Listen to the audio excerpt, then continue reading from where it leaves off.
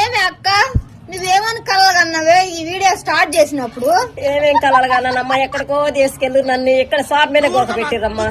ఏమంటావు ఏందంటావు? ఏంటంటే వాళ్ళ ఇష్టం కదా, వాళ్ళు ఎక్కడికి తీసుకోవాలంటే అక్కడ తీసుకుపోతారు, కిందకి తీసుకెళ్ళాలి కిందకి తీసుకొస్తారు, పైకి తీసుకోవాలంటే పైకి తీసుకుపోతారు. అదేమంటే సామాన్లు బాగుండాలి ఉండాలి అంటున్నారు. అందులో సామాన్లు ఏ సామాన్లు అంటే నాకేం అర్థం కాదు అసలు అక్క.